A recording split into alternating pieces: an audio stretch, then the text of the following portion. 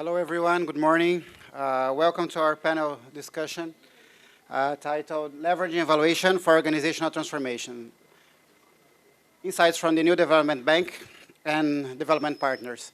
So just to settle the rules, before we have our panelists, we'll have a short presentation from our colleague Sun Chao about the role of NDB and the evaluation unit, independent evaluation office of NDB in the bank. So Chao, please, the floor is yours.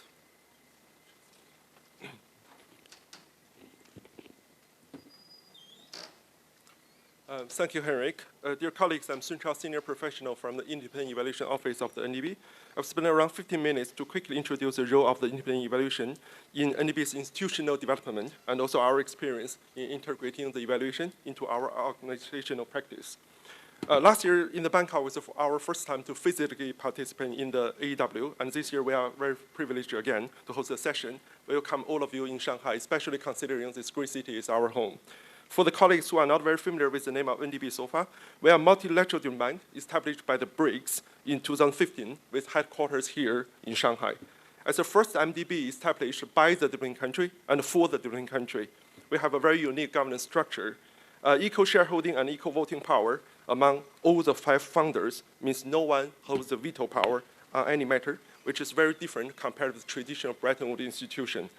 As of today, NDB has 8 full members after the first round membership expansion and focused on financing sustainable development, which is also the priority for the emerging economy in the coming decades. After completing NDB's first 5-year general strategy in 2021, it has been recognized that our second strategy cycle from 2022 to 2026 is the right time for the bank to continually improve quality, especially enhancing the development impacts from our interventions. So by 2026, NDB targets to evolve into a leading provider for solutions of infrastructure and sustainable development for Global South, with effective development finance products, including the local currency financing. The bank also targeted to be digitally transformed, to be widely known for its delivery of a range of development services at scale with high quality through technology and also efficient internal processes. Under this context, the IEO, our office, was established in April 2022 when our first Director General, Mr. Ashwani Muthoor, onboarded. With a short history of just over 2 years, an evaluation policy framework has been adopted, including the evaluation policy and evaluation strategy for 2024 to 2026, a 3-year rolling program to implement it, and also an evaluation manual, which providing the foundations for conducting individual evaluations. Our evaluation policy sets out the overarching framework for the IEO. Evaluations to improve NDB's development effectiveness and also further achievements of our bank's mandate. We are responsible for the independent evaluation of the bank, especially regarding the strategies, policies, instruments, processes, and also our operations, to provide recommendations for improving the bank's efficiencies and also trying to enhance institutional accountability. In order to generate a common understanding on the approach of evaluations, an IEO strategy was adopted last year to ensure our evaluation activities and priorities are aligned with the bank's general strategy, which includes 4 pillars by 2026, such as support the development of the bank's self-evaluation capacity and also provide lessons to support the preparation of our policies and strategies. To achieve these objectives, it's very important for us to have a product mix of different types of evaluations to ensure sufficient coverage of the bank. We have delivered corporate-level, thematic, product performance evaluations, as well as an evaluation synthesis report. We have begun validating the project completion reports prepared by the management to help improve the quality of future PCRs and provide an independent assessment of results. My colleague, Dr. Manas Puri, is finalizing our first country portfolio evaluation. Although so far, NDB doesn't have a country strategies, this CPE will offer us an opportunity to review all the operations financed by the bank in a single country, for example, in India. We plan to undertake CPEs in each borrowing country by 2026 to assess how NDB's activities are evolving in a particular country and also generate recommendations that will be useful to guide ongoing preparations to be completed in the future. By the end of this year, a development effectiveness report will be produced to provide an overview of aggregated performance of NDB operations and also related activities by summarizing all the key lessons from the completed evaluations and also offer suggestions for addressing development challenges in our member countries. As of today, we have delivered 11 evaluations in total, including 7 PPEs, a thematic evaluation on NDB's COVID-19 emergency response program, as well as 2 corporate-level evaluations on the bank's financial architecture and also the policy framework.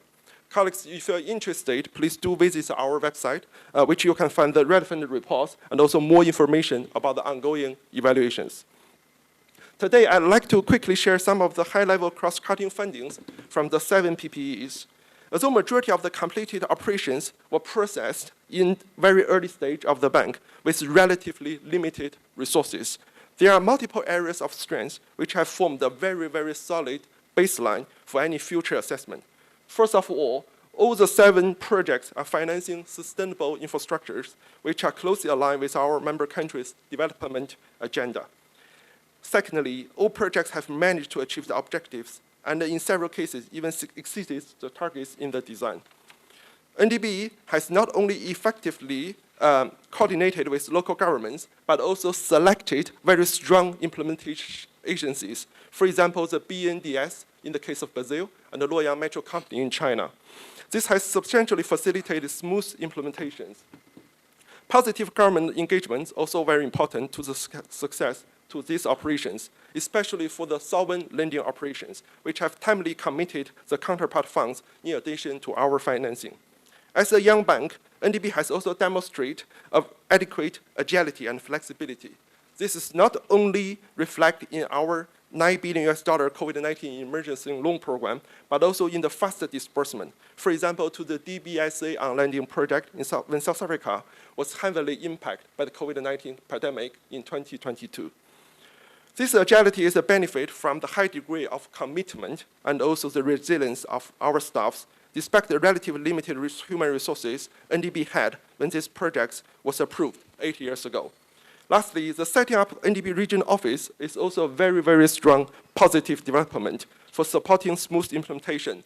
The peer MDBs started to establish their global footprints, notably 20 years after commencing their operations.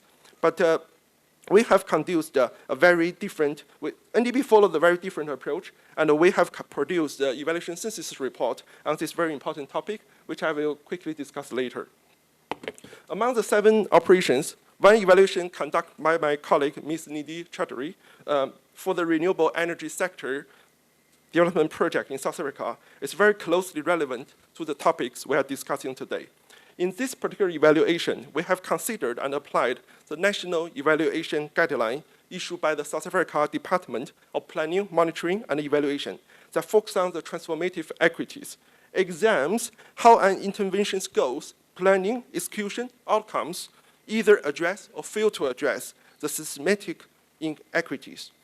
The evaluation found that sub-projects has promoted a more inclusive society through the Black economic empowerment shareholding and also provided employment creations and enterprise development for the local communities. For example, the Redstone sub-project, which is one of the largest concentrated solar power plants in Africa, as you can see from the picture, has given 24% shareholding to their BE partner locally and also 15% to the community trust.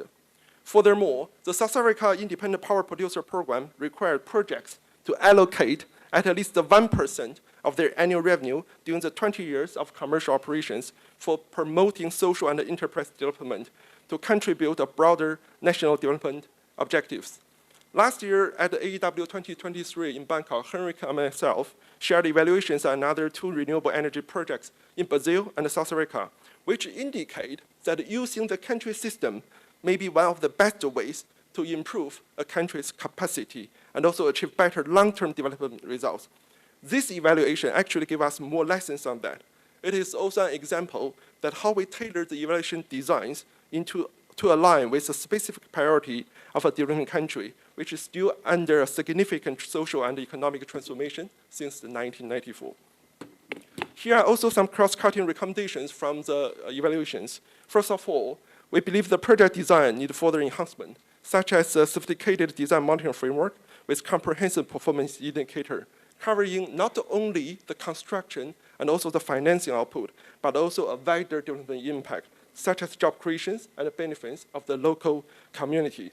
The DMF should also include the baseline figures for all the key performance indicators and also a theory of change. The quality of monitoring activities, such as the annual project performance assessment, should be further improved. More components of technical assistance and also the capacity building should be included in the project design going forward. We also believe liking an NDB country strategy to a certain extent also restricts scaling up a wider impact on the ground.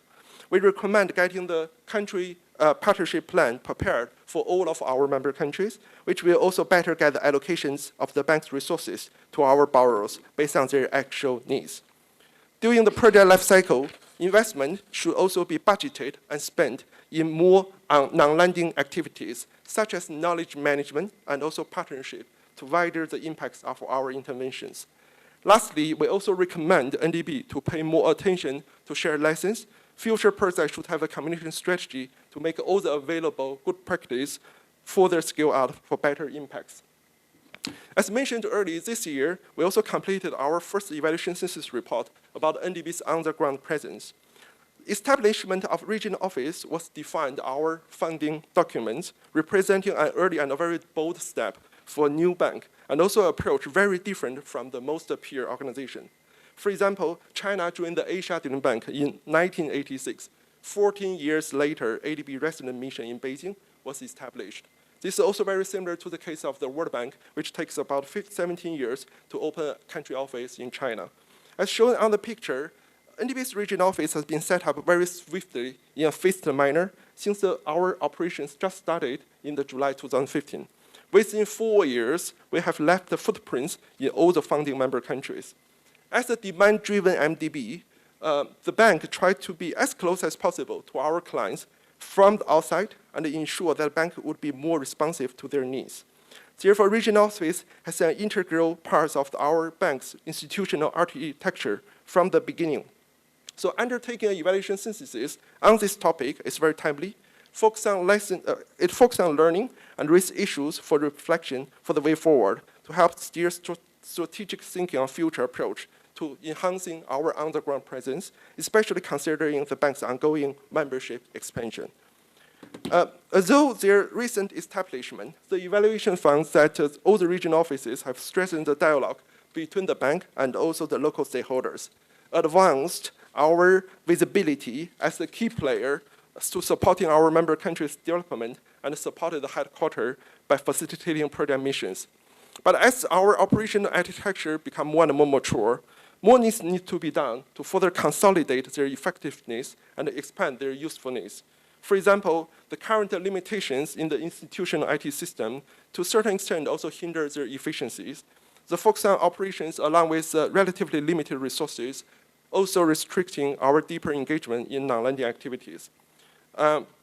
We also know the regional office responsibility are gradually increasing. For example, to develop the operations in other countries as the bank's membership expands. For example, in the case of Bangladesh, it is important to develop an interim strategy on how to deal with these issues for enhancing the organizational effectiveness. From the lessons learned, we believe evaluation as an integral part of the bank's policy, strategy, and project cycle. Therefore, conducting evaluation is not only a prerogative of IEO. Other concerned departments have the responsibility through the self-evaluations to undertake monitoring and assessment for improving performance. Therefore, in 2023, we proposed NDB to establish an internal working group to coordinate evaluation-related activities, which including representatives from various functions of the bank. Today, we are very happy to see some NDB colleagues from this working group also attending the AEW. Your presence here gives us more confidence that we are gradually fostering an evaluation culture among the organization together. In addition to the working group, another initiative we found also very useful is the important role played by our high-level evaluation advisory committee. In December 2022, NDB Board of Directors approved to establish this committee based on the IEO's recommendation. to regularly provide strategic advice on evaluation strategy, priorities, methodology, and also related topics to bring some assurance to board and management regarding the quality of our work. I'm very glad to see Dr. Yao Xianbin, one of the committee members, also here today for this session, and I'm looking forward for your insightful inputs after the panel discussion. The last 2 pages of my presentation are the key takeaways. Due to the time limitation, I'm not going to discuss all of them, but just want to highlight 2 things. Number 1, our experience demonstrates that evaluations established a clear baseline of the organization's current state. It supports identifying strengths, weaknesses, opportunities, and strengths. This is particularly important for young organizations like NDB, which facilitate informed decision-making and set the foundation for measuring progress in the future. Number 2, we also believe that evaluation fosters a culture of learning by identifying what works and what doesn't.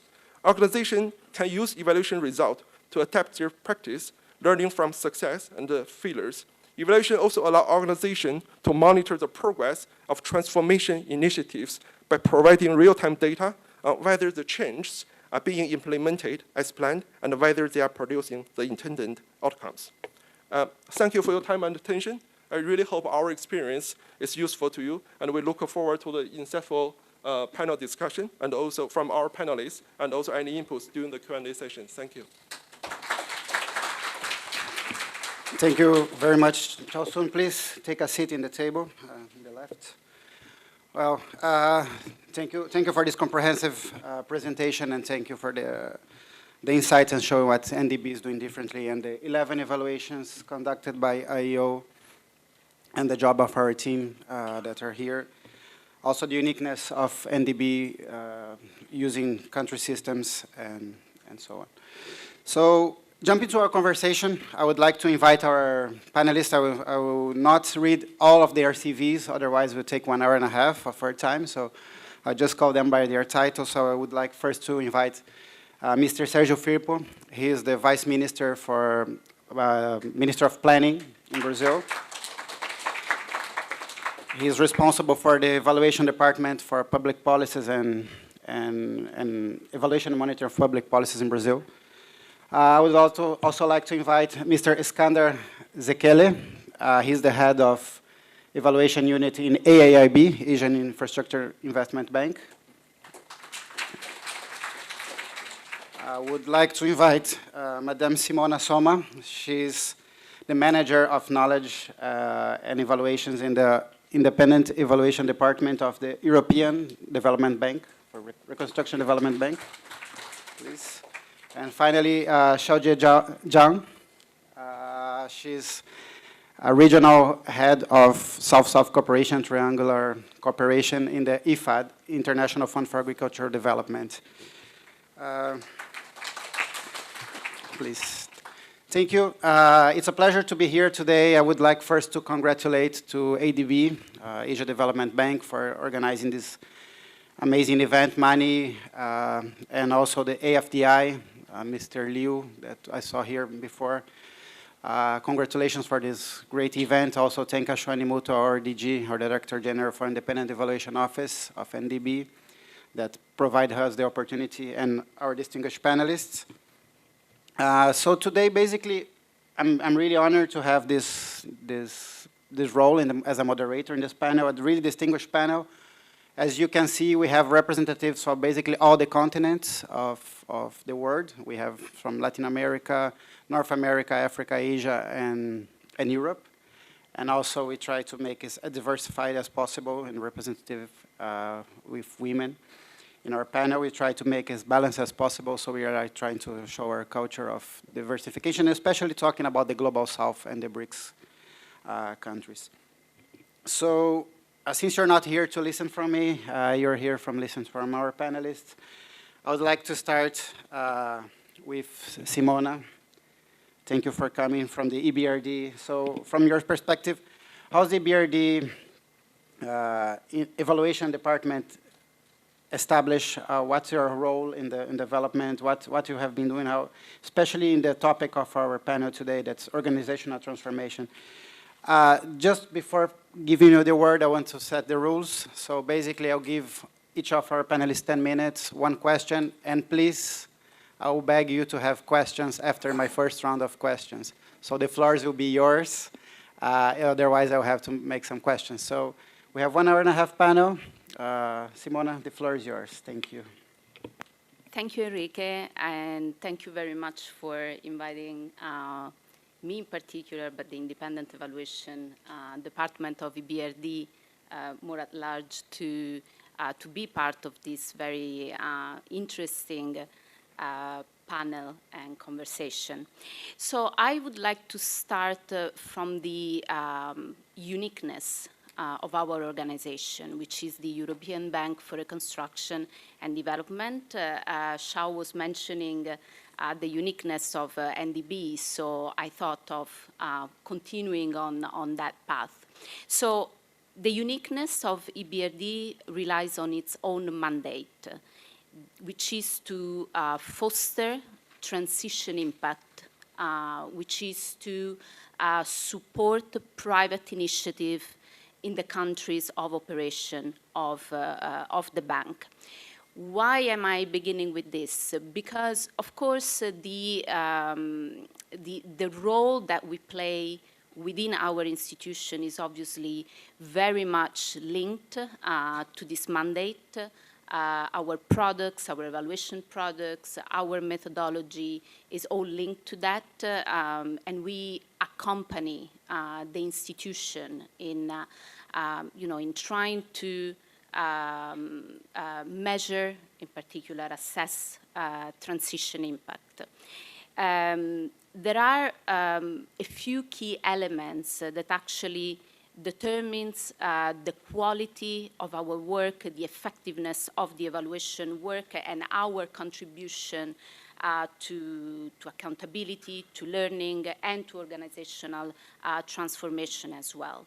In first place, independence and direct reporting line to the board.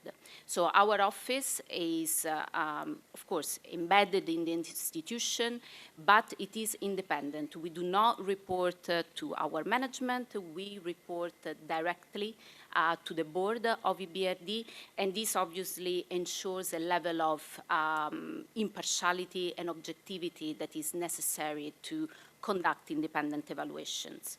We have a vision, we have a strategy, we have actually a strategic plan. Our mandate is to make evaluation useful and used, and this is about producing high-quality evaluations, but we do not stop there. Of course, we want to produce high-quality products, but also products that are accessible. And together with this, we also really make an effort to boost the evaluation culture within the organization and beyond our organization. So all, and of course, we have a methodology, a robust methodology that actually underpins all our evaluation work. I think these three elements are actually integral to the ability of IVD to actually influence the organization. How?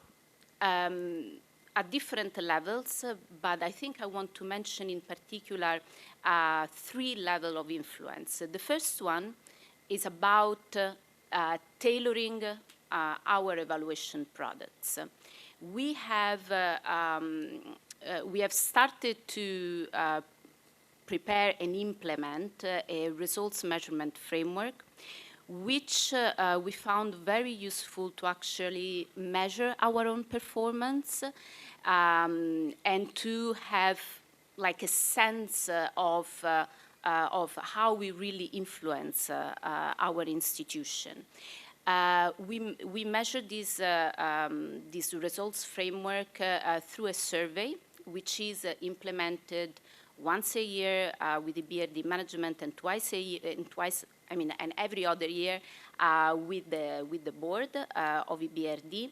And surprisingly, we found out that, of course, both management and the board appreciate the timeliness, the relevance, the usefulness of our evaluations. But surprisingly, they really, really like specific knowledge products that, as I mentioned at the beginning, are very accessible, such as, for example, info notes. This is like evaluation knowledge that is readily available and packaged in a way that the board can use immediately. So really tailoring the products is one way in which we influence the organization. I can provide a recent example of, for example, the evaluation, the corporate evaluation that we are conducting of the strategy of EBRD. Instead of doing a corporate evaluation in one go, given the complexity of the topic, we decide to produce these short notes on the pillars of the strategy. And the board is particularly happy with it because they can get evaluation insights up front, and also management can start embedding them in the process of preparing the strategy. Another way in which we influence the organization, and this is the second point, is by fostering the engagement of our counterparts. Yesterday, Tim Harford was mentioning an interesting point on the importance of embedding evaluation considerations right up front. I mean, for us, evaluators or project managers, that means embedding evaluations up front in the project cycle. I think for us, it's the same thing. Like, we do embed evaluation since the beginning, since the planning stage. And in practice, for us at EBRD, it means to discuss the work plan with management, with the board, to embed their feedback. And why do we do this? Because we want our evaluations to be timely and to be useful. So the important for us is to have a work plan that in the end is connected to the priorities of the bank and to the priorities of our board. But of course, engagement doesn't end there. Engagement with the stakeholders is throughout the evaluation cycle. And of course, all the way to the dissemination phase. So in that sense, we do engage with management, with interviews, with partners at the country level, and so on and so forth.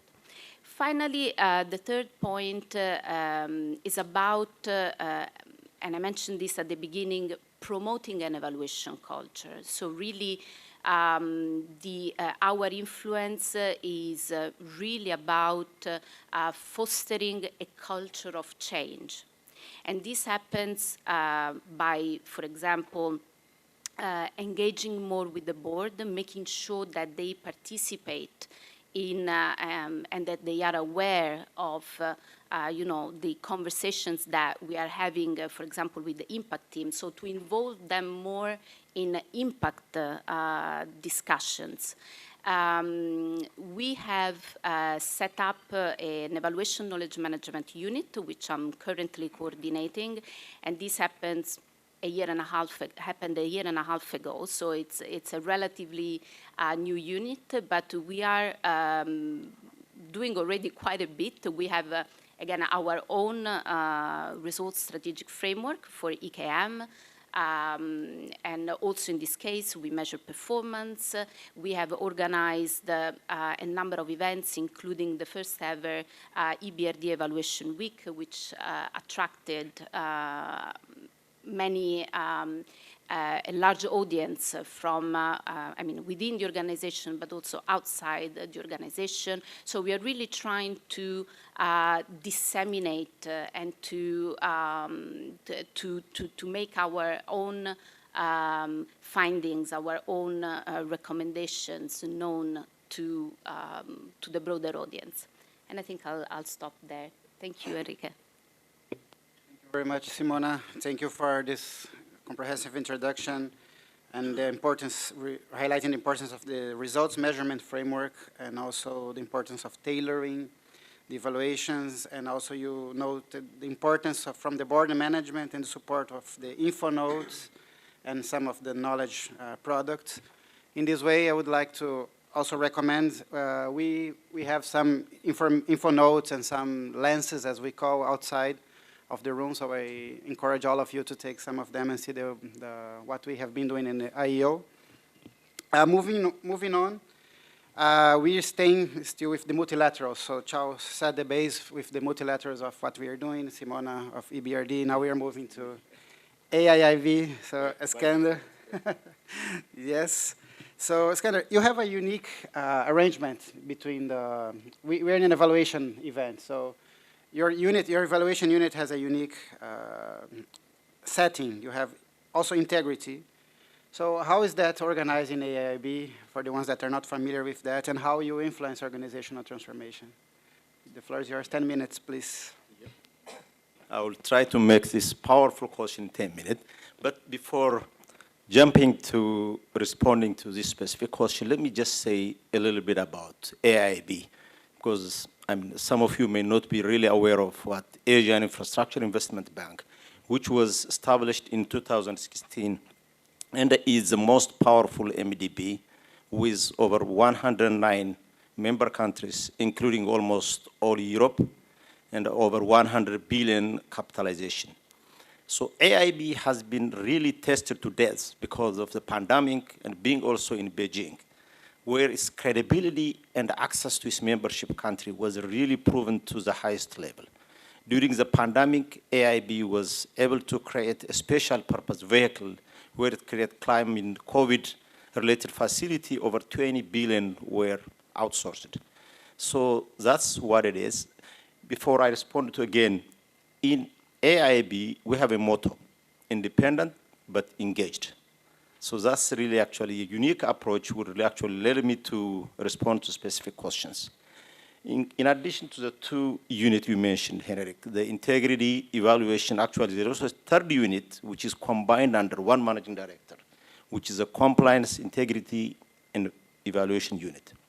So the compliance function is equivalent to the inspection panel in the World Bank, or CAO in IFC context, the ambush office. So primarily deal with to hold the AIB, uphold to its environmental and social policy, and also to give a room for project-affected community to lodge a complaint. Obviously, as you all know, the independent evaluation group has two mandates, the learning and accountability. But in our context, we are independent as any of multilateral development bank evaluation unit, but we also believe in engagement. What does that actually mean in context?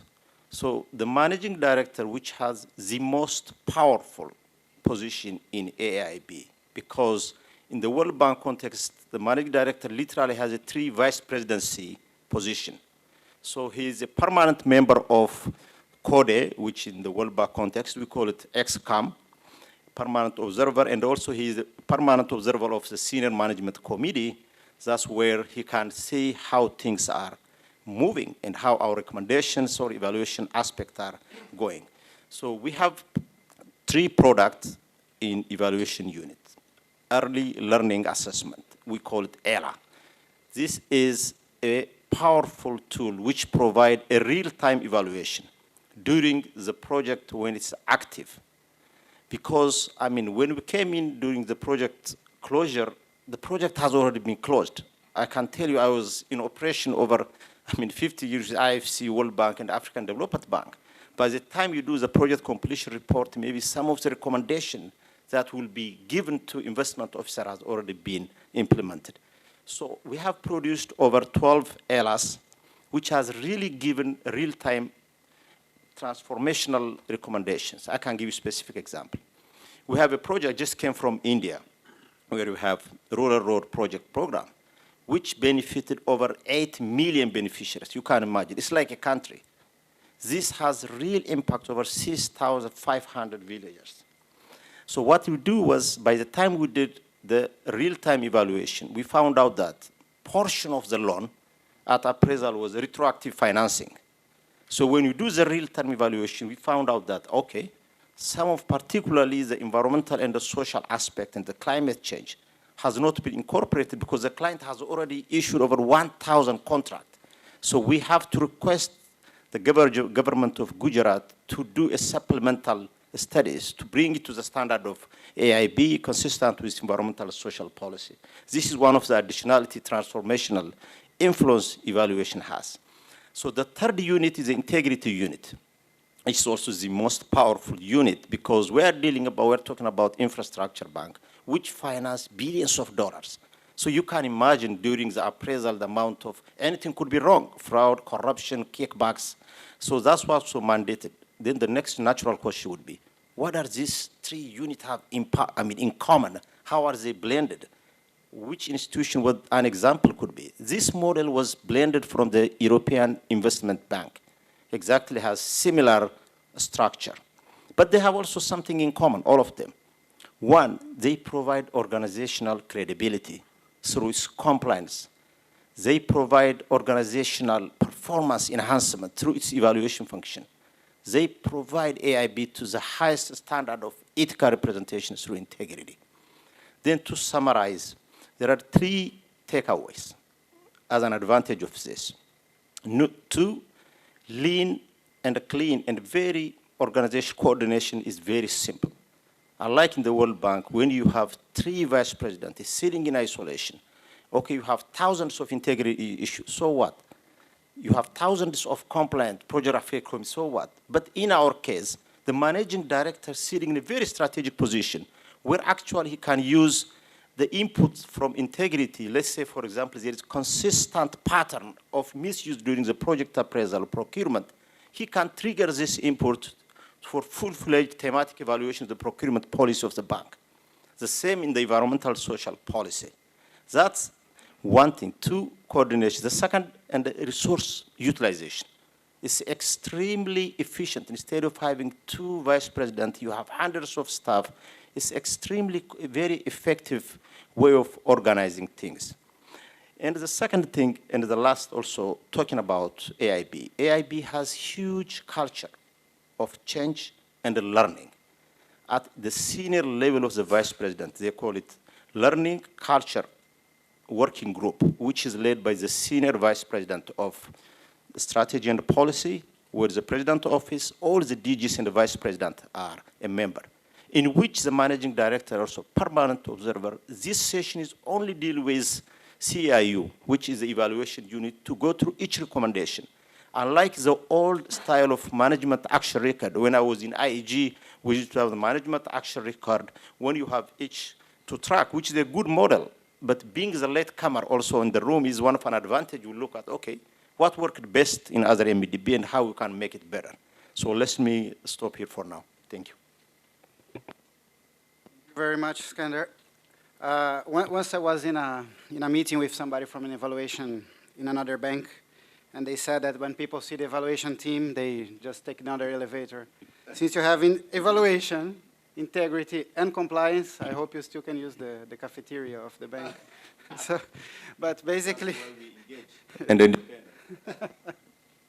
well, thank you very much, and thank you for showing the real-time evaluations you've been conducting, and also the example of Gujarat. I think the NDB is also developing a project there. You've been there in India. You met our team in India. That's really nice. I hope the cross-fertilization and the working together help you a lot in your evaluation. And it's really important. I think the cooperation is really important between our units. Moving on, we move from the multilateral development banks. We're still in the multilateral arena, but now from a financial institution. We're moving on to IFAD. Madame Chaudier, you're the regional head of South-South and Triangular Cooperation. What's South-South and Triangular Cooperation for the ones that are not familiar with that? And why is it important for organizational transformation, the motto of our panel? So please, could you explain us what's all this about and how you develop organizational transformation in 10 minutes, please? The floor is yours. Thank you very much, moderator, for having me today. And also, it's really a pleasure to joining this panel combined with colleagues from MDBs and also our important developing member states. And just for colleagues who are sitting in this room are not that familiar with EFID, allow me to take just 1 minute to quickly brief the function of the organization I work with, and I will go to your questions afterwards. The organization I work in is International Fund for Agricultural Development. It is a specialized agency of the United Nations with a dedicated focus on providing concessional financing to support the agriculture and the rural development of developing member states. It was established actually 1977 in Rome, with a headquarters in Rome, and we have in total 178 member states. And at the moment, we have ongoing development projects in 88 countries globally, including all the 5 regions across different continents. Talking about the questions you mentioned about South-South and the triangular cooperation, I believe our colleagues and friends sitting in this room knows South-South cooperation very well. But what is SSTC? This term, by definition, actually composed of 2 parts. The first one is what we normally say about South-South cooperation. As we know, it normally involves the exchange of development solutions between developing countries, or we normally say between the countries from the global south. The development solutions could include knowledge, technologies, resources, policies, etc. So it's a quite wide range of knowledge we can share and resources we can share. What about triangular cooperation? This is an interesting part because when we talk about triangular, it means there will be a third party to be included in this cooperation mechanism.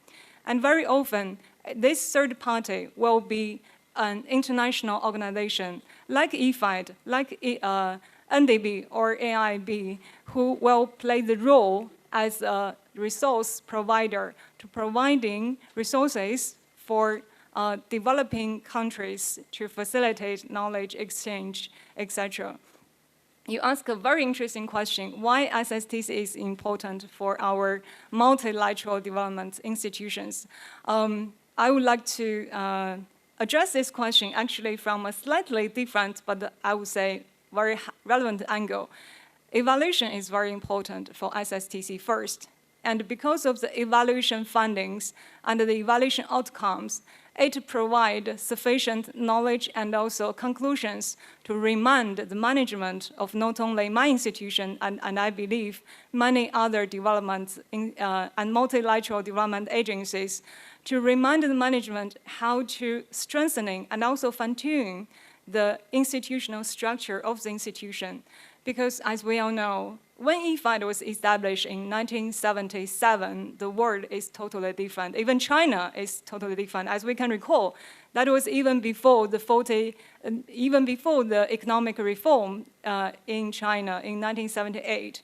So how else, as multilateral development agency, to ensure the function, the attention, and the support to our member states will remain highly relevant in this context and during this process of development.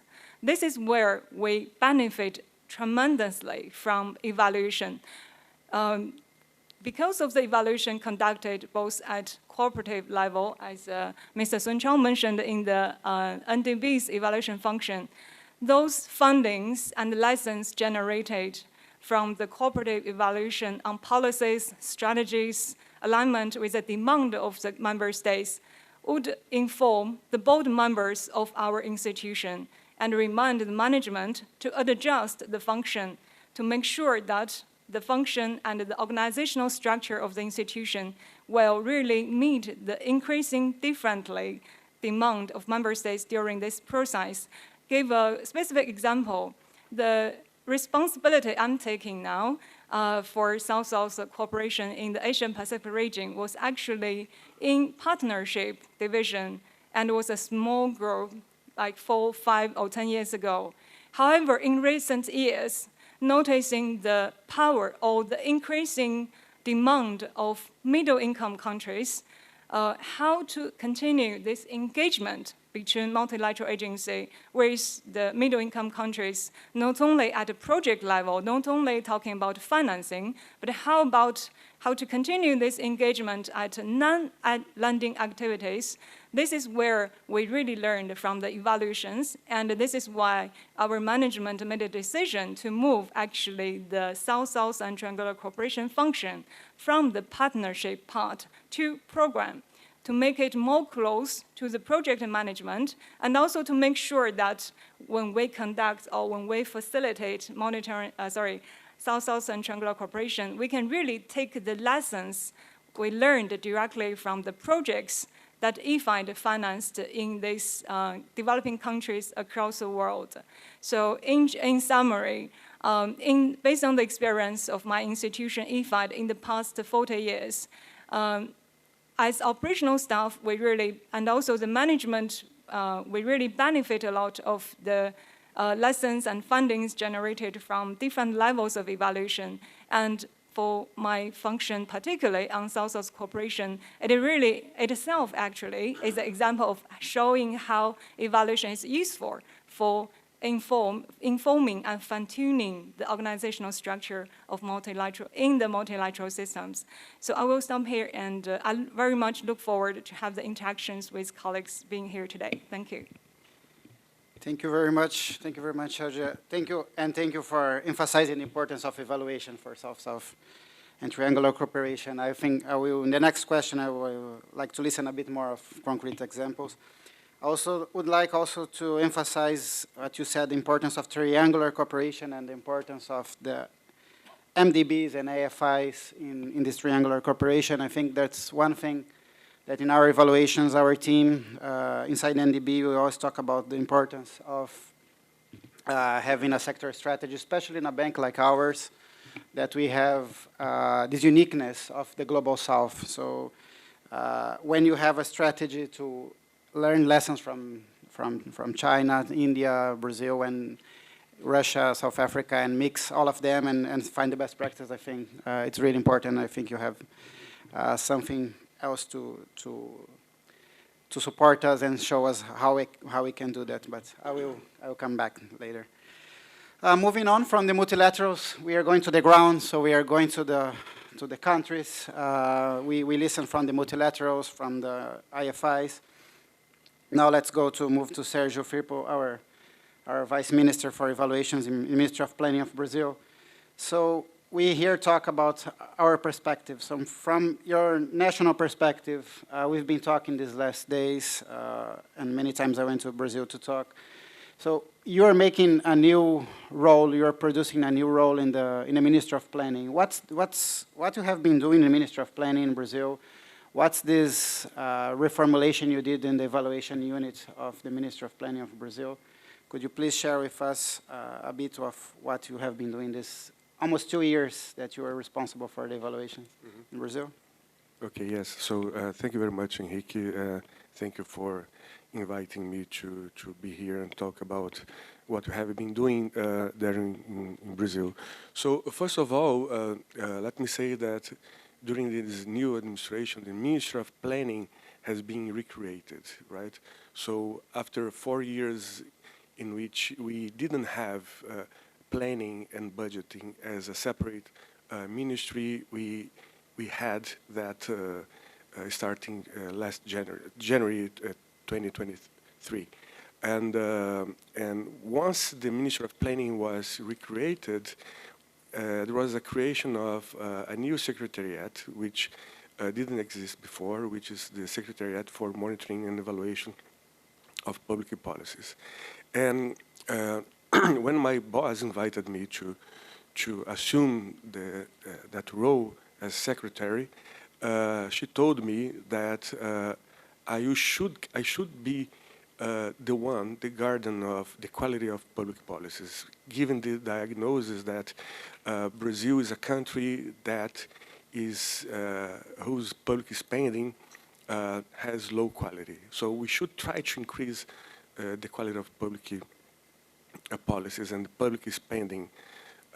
So the way I see it, and perhaps that has to do with my, I don't know, the way I was of my formation, right, an economist and also a statistician. So I thought, wow, the quality of public policy sounds like a weighted average of quality of each public policy weighted by the budget, by the share of the budget.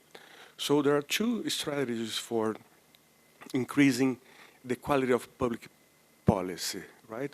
One is to increase the quality of each public policy that you have, right?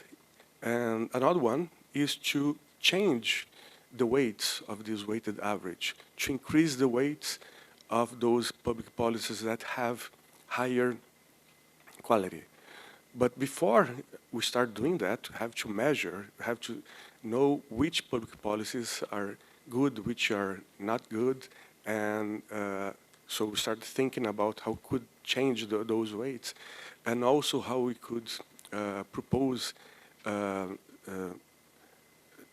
for those public policies to be, to increase their performance. So evaluation within the Brazilian government, the federal government, is not something that's new. Even though the secretariat's new, evaluation has been there for almost a decade. Self-evaluation from the executive power on the public policies that are run by the executive power. But the thing that we notice is that even though we have been doing evaluations and contracting evaluations, we haven't been able to fully use those evaluations to change public policies, right? And one thing that was something that we noticed was that there was this disconnection between managers of those policies and evaluators. So basically, when you hire an evaluator, or you're doing the evaluation from the point of view of the center of the government, if you don't establish a connection with the manager from the beginning, what you're going to have in the end is that the manager of that public policy, you'll not see that evaluation as something organic or something that is actually representing the public policy that he or she is managing. So we brought those managers from the beginning of the evaluation, so they are part of the evaluation, at least to determine the evaluation questions that we're going to have to answer.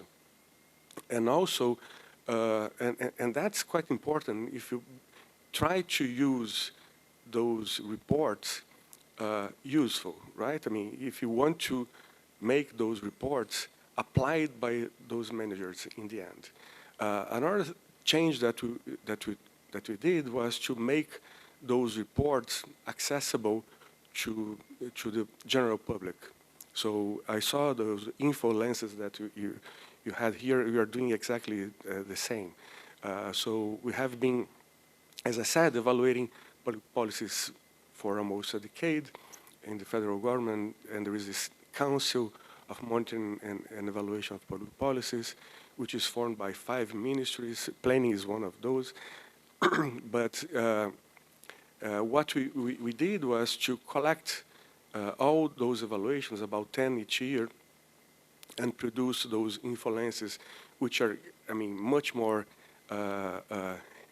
much easier to read and to disseminate information. So the press always benefit from that, and also Congress people, because that's just one, it's like a 2-page thing, so they can read and understand exactly, I mean, what is the public policy about, and if any legislation has to change, they would know in which direction.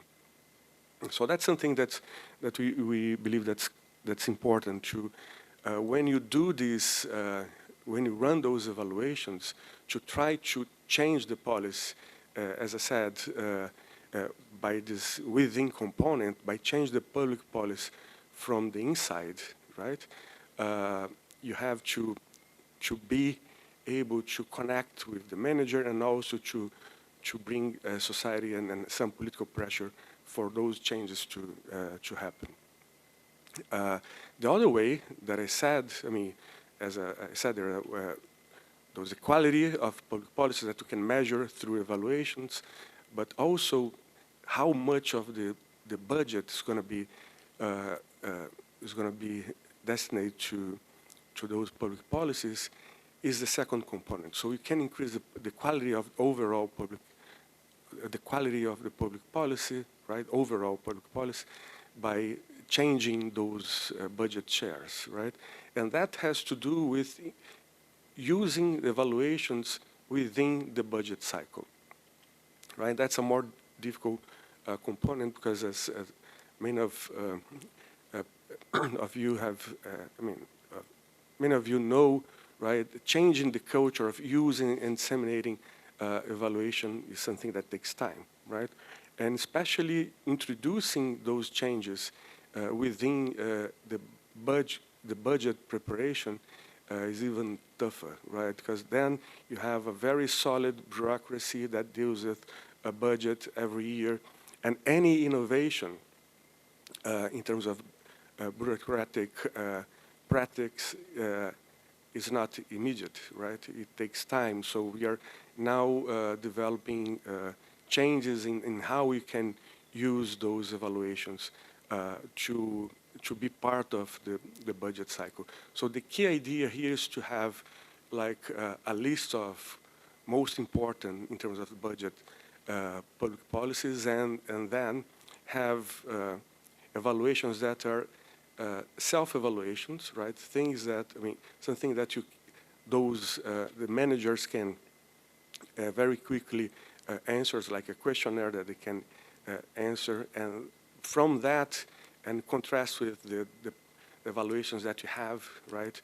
We can use like colors, right? Red, yellow, and green, right? To use those colors to determine whether some policies should increase, should have the same share, or should decrease their part of the budget. And that's something that's going on at this moment.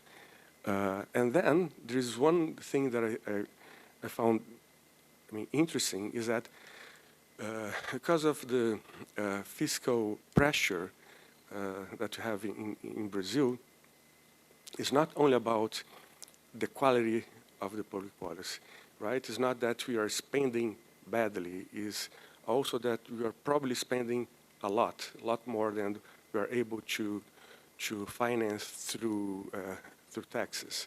So there is this pressure to decrease public spending as well. So we have been doing also spending reviews that are based on exactly the evaluations that we have done. So the idea here, to connect with my weighted average figure, is that we can use evaluations, but not only evaluations, also audit reports and many other tools to actually try to decrease the public spending by focusing on two things. One is to increase the managerial practices that are related to some very high spending public policies, and also to reallocate the budget. So we are now in the middle of this process. So I'm going to stop here. Thank you. Thank you very much, Sergio. I would like to highlight one thing that Simona first touched one point, and you also said that you were doing. That's this short infographics, and I like the name you call in Brazil, like the colorful guys. Yeah. In English would be like that. In Portuguese, coloridinhos, right? Yeah. It's a really nice and friendly. I saw some of them. It's really important, and also as I will keep the discussion with you. So you said that you have facing a lot of fiscal pressure, and you made a lot of changes during these 2 years, especially in communicating.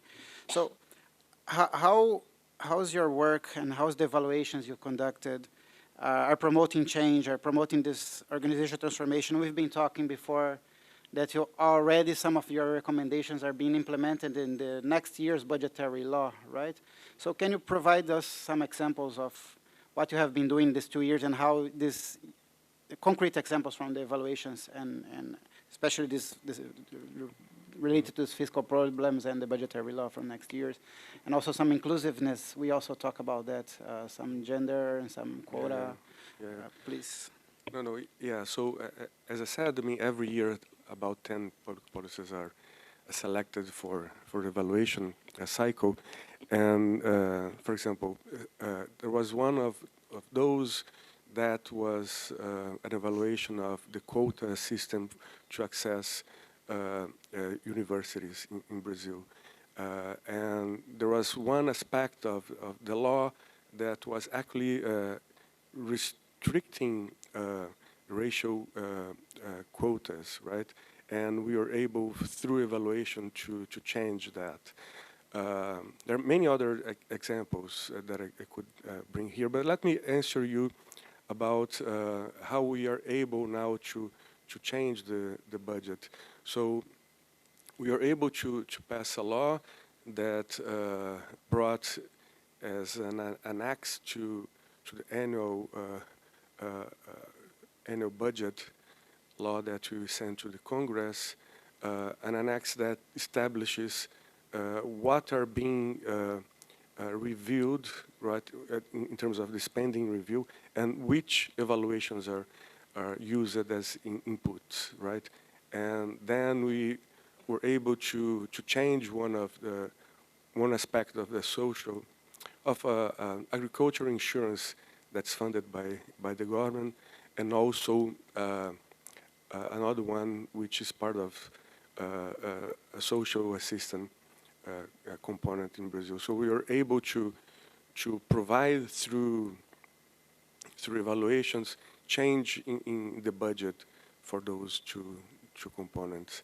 And that's something that, I mean, we are now doing that annually. So it's not only about what we're able to change in the law, but also the ongoing aspects that we have. So, for example, for this next year, right, we were able to, I mean, if you think of social assistance in Brazil, social assistance and social security, we have about what we are under review, about 10% of GDP, and we are able to screen the benefits that are paid of those, I mean, of overall benefits, and about 10% of the benefits. So it's about 1% of GDP that has been screened. And among those, 1/5, so 20% out of those 10%, out of that 10%. So it's 0.2% of GDP that we were able to save because we have done this screen process that came from an initial evaluation report mentioning that were failures in the payment system of those benefits. So yeah, we have been affecting a budget through the evaluation as well. Thank you very much, Sergio. I think you said 0.2% of GDP, but GDP is 5 trillion, so it's considerable amount of money that you're saving with an evaluation, a simple tool that is evaluation. And congratulations for the 2 years. I'm looking forward for the discussions when you visit the bank during this week and the discussions with the interdepartmental working group. As Chao said that we have, it will be a great discussion internally.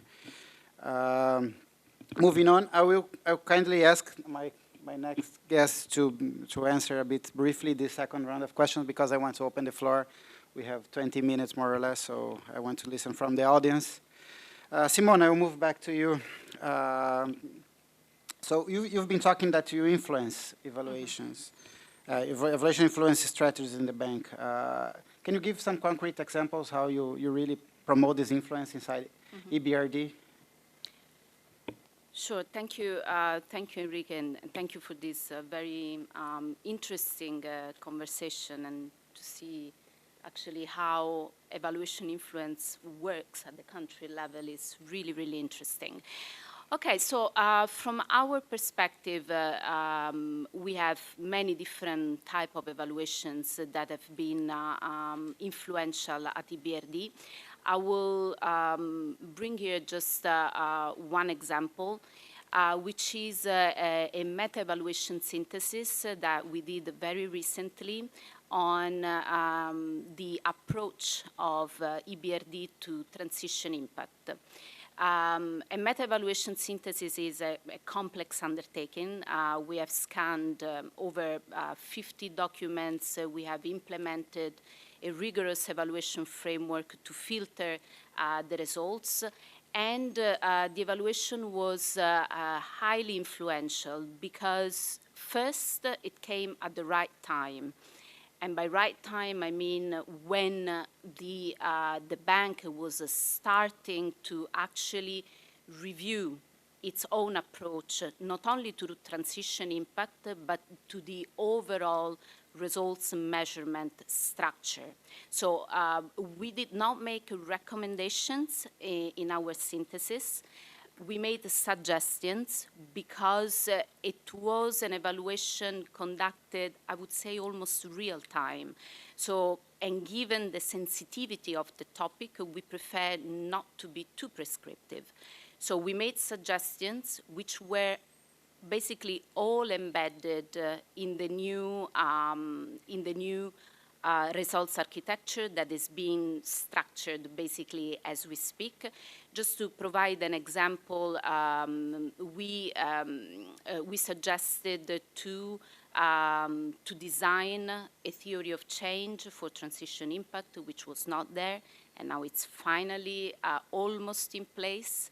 We made suggestion to measure policy dialogue, and in particular policy dialogue stemming not from investments but from technical cooperation. That was not captured. It's a huge amount of work that the bank does that was not captured. So, and work is obviously ongoing on that.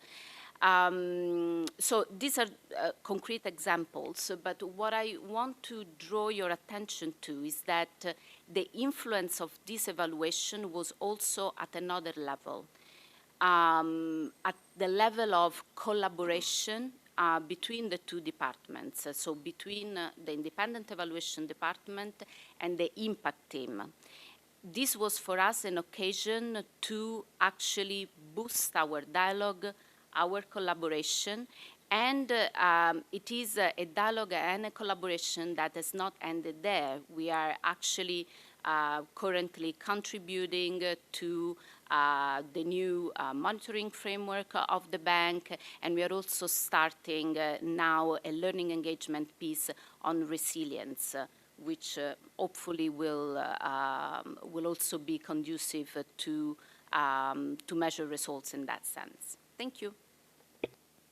Simona, I would like to emphasize the importance of tailoring and theory of change that you implemented in your evaluations, and how you tailor each evaluation and the recommendations. If you do recommendations or suggestions, it's really important. Moving forward with our multilaterals and going back to the Global South, Skander, how in AIB you ensure that the perspectives of Global South and BRICS countries are embedded in the evaluations you conduct and that they influence in the organizational transformation? Please. All right, thank you again. Global South, I mean, it's a very interesting topic, right? I mean, in AIB, actually, we're sitting in Beijing with the heart of all the global phenomenal things are happening. And also, I want to make sure our attendants are mindful. AIB has over 109 member countries, which a diverse interest group. But however, I mean, to respond to the specific question, what we have done in BRICS country, right? I can give you really countless examples where AIB has been financing projects which really brought substantial impact in terms of climate change resilience, renewable energy, smart city. The same, I just told you one of the examples in my previous response. I just came straight from India, where we have financed this rural road program over 6,500 villages. If you ever ask as an evaluator what impact and outcome is, really this project is a testament. There's some heartbreaking stories when I was there on down the Gujarat, extremely in the indigenous people in the village. One family member was telling me, listen, the nearest hospital to our village was 15 kilometers away, but it used to take us 4 hours on foot. And I lost my mom during the rainy monsoon season. She was pregnant. So you see now it only takes them 15 minutes to reach that hospital. The travel costs, the traffic, you see a number of holes, and a student intake and a dropout, substantial impact, which is in India. And also one thing unique in AIB, we really look at only from the development angle, period. One of our largest recipients is India. That tells you a lot. Still is a Chinese shareholder #1 in AIB. So we don't look at from any extremely apolitical, what's the development impact? Our president continuously underscores efficiency. What does efficiency actually mean? It's a learning, impact, outcome in the lens of evaluation world. So our presence is a global South Israel, extending from Asia to Africa. South Africa, you have a huge renewable energy project which offset a number of coal plant projects and also helped now kids which never have access to energy are able to sit and study at night with access to electricity. Thank you. Thank you very much, Skander. Thank you for this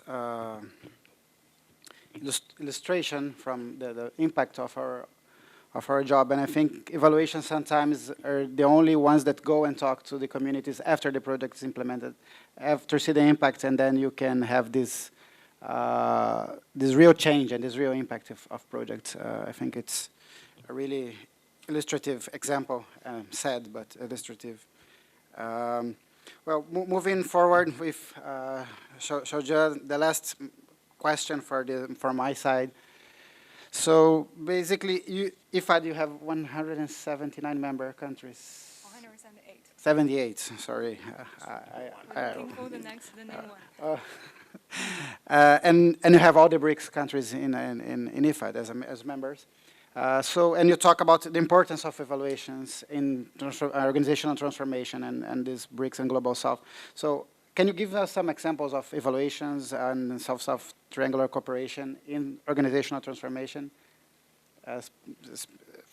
We are talking about Global South and South-South, so almost the same things, but a bit different. So please, could you give us some examples? Sure, thank you for giving me another chance to share the examples and experience of IFAD. As we just discussed, actually, in the context of the changing world and also the development of the economic status of different countries, before 2015 and after 2015, actually, IFAD have a quite different strategic focus on developing countries. And what make this difference happen? It is because in 2015, IFAD conducted an evaluation synthesis on IFAD's engagement with middle-income countries. Basically, by identifying what will be the future prioritized areas that IFAD should focus on to continue the engagement and working with middle-income countries, that management and also project department make the further changes that apart from the traditional concessional financing that we will continue to provide to our agriculture projects in Asia and other regions, at another level, if I developed, or at the outcome of this evaluation synthesis, if I developed a strategy on how to focus on continued working with middle-income countries, and South-Southern Triangular Cooperation, SSTC, is an important strategy and also mechanism. So after that, so as you can see, because of this outcome of the evaluation synthesis, after this evaluation, we have three major changes at the organizational level. The first one is the organizational structure. So in terms of as compared with the past, we have the new dedicated unit focused on promoting South-Southern Triangular Cooperation together with partnership and also program management.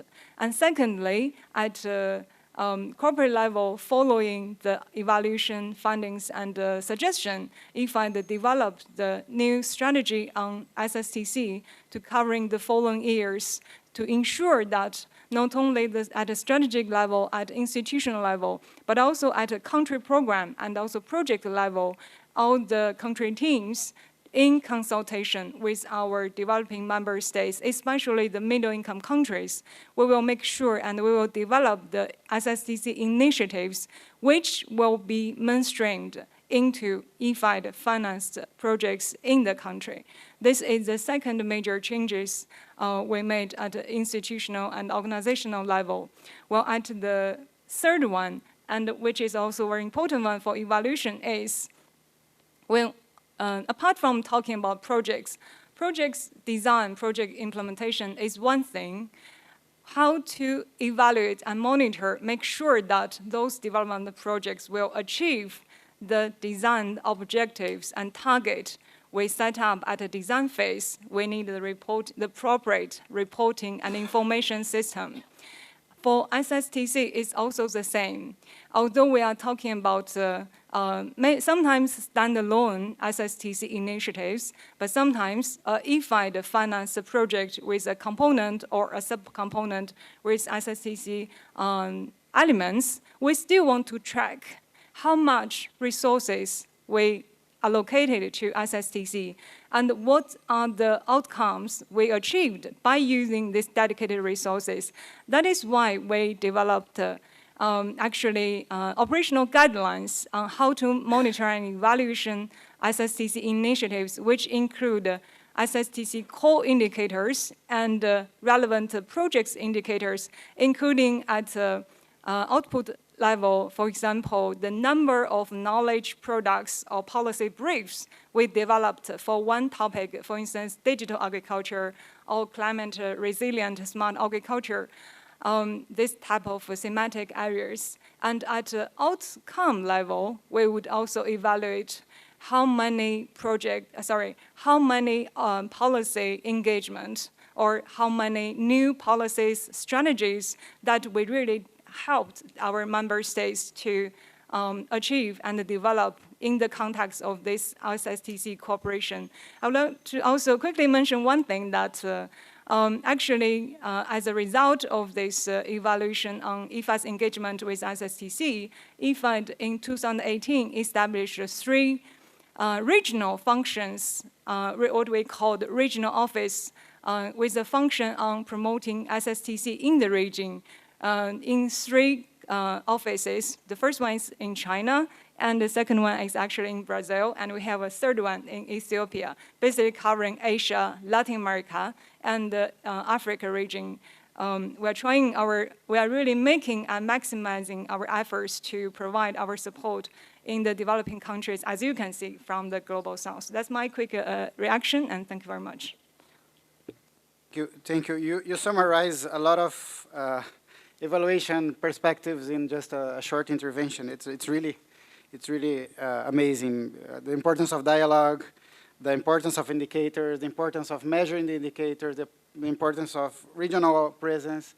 So all these outcomes, all these important outcomes from evaluation. Moving on, I will open the floor for the audience, please. I see many hands. Okay, let's try to get one by each. I see my colleagues from Mongolia, Maldives, behind. The lady in white. So let's do one by one. Is there any microphone? The microphone is there. I would like you to introduce yourself briefly and your question. Your question can be to all the panelists, even for my colleague Chao, not for me, please. Thank you. Thanks very much for a very enriching discussion. My name is Yertin Chimuk. I'm from Mongolia, founder and president of Mongolian Evaluation Association. I was fascinated by the Brazilian experience on how you're improving the quality of your evaluation, ensuring bringing the evaluator to be in touch with the policy manager from the beginning, as well as how you are making available all the evaluation reports to public. So my question is, what does the government do to ensure improve the understanding of public about the evaluation, importance of evaluation, and how does government, do you do anything to make sure the public, civil society, to make accountable government about the policy outcomes? And do you bring on board the maybe Brazilian Evaluation Association in this work arena? Thanks very much. Thank you. Next colleague from Maldives, please. Your name and where you're from. And yes, good morning. My name is Niazi. I'm the Auditor General from the Maldives. I would like to make reference to the NDB's research findings on using the country systems, especially the supreme audit institutions in the MDB's evaluation of programs and projects. Of course, we have a healthy relationship with the MDBs, and we do, of course, financial and compliance, and we have been innovative in doing a review of the projects programs as well. So I was wondering what's the plans of, to use the supreme audit institutions in the evaluations, especially since our reports goes to the Parliament and the public, and most of these programs are also about the people. So what are your plans to engage more with the supreme audit institutions in the evaluation process? Thank you. thank you very much. Our next colleague. Thank you. So I have three small questions. What's your name? Where are you from? It's Ting Yang. I'm an evaluation researcher and consultant. I have respectively three questions for NDB, for EBRD, and for AIIB. So the first question to NDB about the approach of the evaluation, because I've just read very briefly about your case studies and fact sheets. So I've noticed like slightly difference between China and Indian evaluations.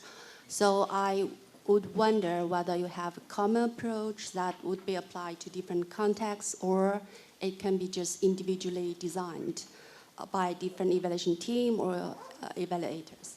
So the second question is for EBRD. Sorry, I forgot your name. So as I know, also EBRD held the first evaluation week, maybe this May of this year, if I remember right. So what's the difference you find between this evaluation week and that one? And the question for AIIB, I think just now you mentioned about some advantages and maybe not yet disadvantages of this setup of CIE, right? CEI. So is this a long-term setup, or it just open to changes later? Thank you. Thank you. Since my organizer of my panel said we have only 5 minutes, I'll get 2 more questions, and then I will ask. So Sherry, Jens, and Shambin, please.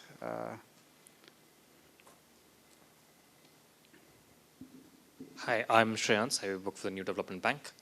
My question is for the lady from the EBRD, because you talked about knowledge management and you have a new kind of strategy for knowledge management, evaluation knowledge. So could you throw some more light on that, and what are the parameters, and how are you engaging civil society on that?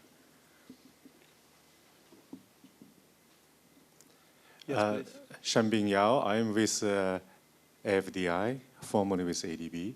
And so let me first congratulate this wonderful session. It's about the influence, about the transformation. And just on the, I have two brief questions. Influence is two ways. It's not just from NDB to the bank, and of course from the evaluation group to the bank, to the banks, and to the countries. I also like to hear. I would like to hear from our Brazilian colleague that how the influence coming the other way, from the countries to the bank, especially to evaluation group, and so I'd like to hear that. And second, when we talk about influence, I like to carry on the conversation we had in the previous preliminary session. It's about the political economy. So evaluation to operations is through the accountability and learning, or stakes and carrots. Now, how the political economy considerations are reflected in these carrots and stakes in the form of recommendations. Any of MDB representatives and IFI representatives maybe just give a brief feedback. Thank you very much. Thank you. I think next time I will not say I'm open to the audience because the questions are too tough for panelists. I will try to since we have not much time, I will try to wrap all the questions in some questions, and then of course you can engage with them bilaterally during the lunch and during the next 2 days. So I think all the panelists can answer to these two questions, and really, really briefly. How to tailor the evaluations, how you tailor the evaluation, and how you engage with civil society. I think all the four of you can reply to this really briefly. So starting from Sergio to Skander in this way. So please, how can you tailor and how do you engage with civil society? Really, really briefly. Okay, so really briefly. I have no idea. No, I'm kidding. So yeah, kind of kidding. No, I think that what we have been doing in Brazil is, try to disseminate the evaluation reports, right? In a way that, have those seminars after we run evaluations, and we are using by themes.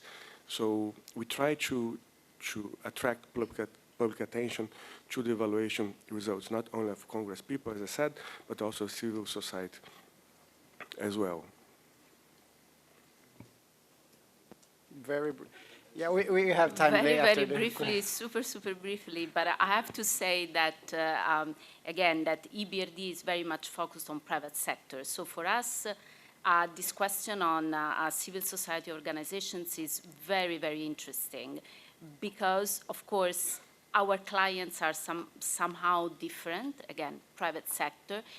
But even if we talk about private sector, we really make an effort when we go to the country to actually meet with the civil society organizations. And linked to knowledge management, we are actually using, for example, the opportunity of the EBRD annual meeting to organize a special session dedicated to CSOs. We do that every year, and it's very, very interesting, the feedback that we get from CSOs and that we embed in our own work program and in our own evaluations. Thank you. Thank you. Shaja, I think you don't do evaluations, so you don't tailor evaluations, but how you engage with civil society in South-South and triangular cooperation.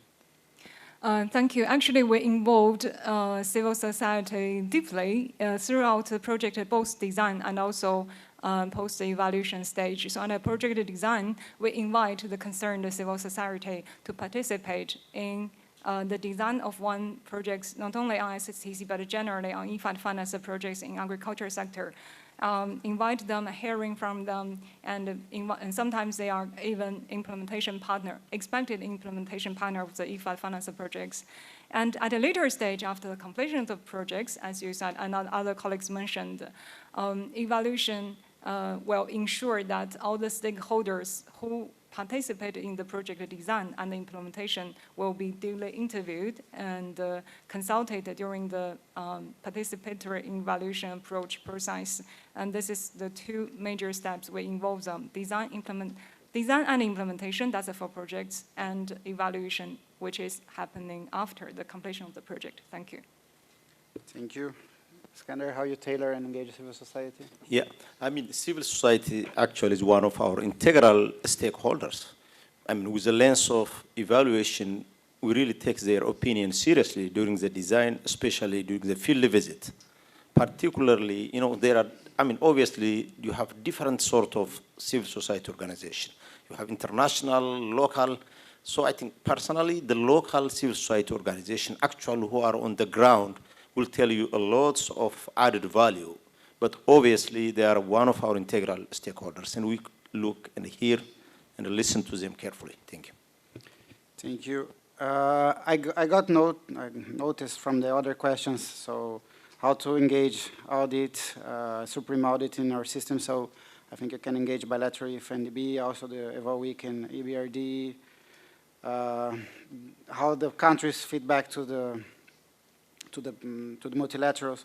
So I think these questions you can engage bilaterally or after the meeting, because we are eating on your lunch, so I don't want to eat your lunch from you. So final question, or not a question, like a wrap up. Maybe, before that, there was one specific question asked to AIB about the CIU structure, I guess. Yes, if also this one. So if you can please engage after. Just briefly in a few seconds. I mean, you say, is it permanent or it's going to change? There is nothing permanent in AIB, so long as it fit to the purpose. For now, we don't see any, empirical or any evidence to change, but obviously nothing is static, subject to change if there is any credible evidence which serves the whole organizational structure. Thank you. Thank you. Since you're the microphone, your final message for the audience. I think my final words would be representation and efficiency are key, especially when they will be supplemented by credible evaluation for organizational success. Thank you. Thank you. Chao Sun, the final message for the panel. Instead of the final message, maybe just quickly address the comments from the colleague from Maldives regarding the country system. I think using the country system is the DNA of the bank's operations, but also the DNA of our evaluation. We recently finalized the evaluation manual, which is be published on our website very soon. In there, you will find a section talk about specifically our methodology, how to use the country system regarding the evaluation. We have evaluation already completed in South Africa using the DPME methodology. The guideline on the ecosystem health and also the other very important issues such as the transformative equity. We are also finalizing an MOU with the DPME in South Africa. This year we already signed an MOU with the AFDI, and in there we're trying to learn the lessons from China and also the region. We're also trying to engage in the government department in all of our member countries, engaging with them, learning their practice and how to utilize the evaluation based on the local context, period. Thank you. Shaja, your final message for our panel. Thank you. There is an old saying, Rome is not built in one day. And I would say a fit for purpose organizational structure could not be built in one day as well. And during this process for fine-tuning and adjusting the organizational structure and the strategic setting, we very much value the lessons and recommendations which provided by all the evaluations, which will help us to fine-tuning our purpose for this regard. Thank you. Thank you. Simona, your final words. My final words are actually 3 tips to make evaluation influential. The first one is engaging with the stakeholders and collaborate with your stakeholders. Second one is tailoring of the products to the extent possible. And finally, support the evaluation and results measurement culture within your organizations. Thank you. Sergio, your final words to close the panel. Yeah, so yesterday we listened to Tim Herford saying that any new project should be thought that evaluation should be designed from the beginning. So I think that we could also think that evaluations should be thought that they have to be useful and actually use it. So when you think about an evaluation, you should have it clear that it has to be used, not only just produce a report. Thank you very much. Thank you very much. Thank you everybody for this discussion and for this panel and being here with us. I hope you enjoyed and you can engage bilaterally for our panelists after that. I would ask a round of applause to our panelists.